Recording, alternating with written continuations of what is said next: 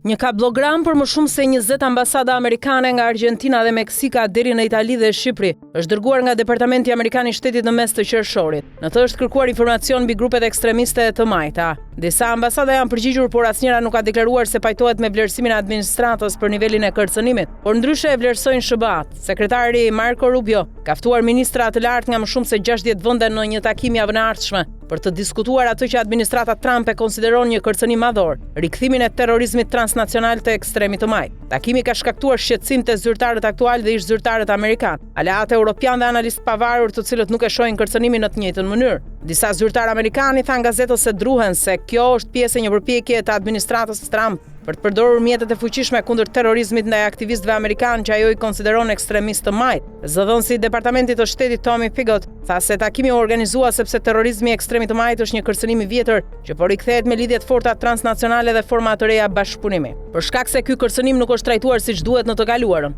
çdo angazhim, shpallje ose program ndihme për sigurinë krijon një efekt të shumëfishtë që mbështet masat kundër këtij fenomeni, si brenda vendit ashtu edhe jashtë, deklaroi Pigott. Në disa mbledhje të zyrtarëve të sigurisë kombëtare, analistë të inteligjencës kanë refuzuar të raportojnë mbi Antifën, pasi nuk e konsiderojnë atë një kërcënim serioz për kundër terrorizmin, sipas një personi në dieni të çështjes. Antifa, shkurtim për antifashist, është një lëvizje e decentralizuar pa një strukturë të qartë komanduese ose udhëheqëse, që përfshin një gamë të gjerë ideologjish, kryesisht të krahut të majt, nga anarkizmi te komunizmi. Ndryshe nga grupet ekstremiste të majta të viteve 60 dhe 70, Antifa nuk publikon manifeste dhe nuk merr përgjegjësi për veprimet e kryera. Edhe disa qeveri të huaja kanë shprehur habi për ftesën e Rubios, duke folur në kushte anonimati. Zyrtarë europiane cilësuan të paqartë objektivin e takimit dhe kritikuan njoftimin e afatshëm të shkurtër. Ftesa u dërgua javën e kaluar dhe përgjigjet kërkoheshin deri këtë të premte. Disa prej tyre thanë se ministrat e jashtëm ose të brendshëm të vendeve të tyre nuk pritet marrin pjesë për shkak të agjendës së ngarkuar diplomatike gjatë verës, ku përfshihet edhe konferenca vjetore e sigurisë në Aspen të Colorados. Disa diplomatë thanë se nuk e kuptonin pse ishin ftuar. Ne nuk kemi Antifa, tha një diplomat europian. Nuk gjejmë asnjë arsye pse do të na interesonte të merrnim pjesë në një takim të tillë, u shpreh një tjetër.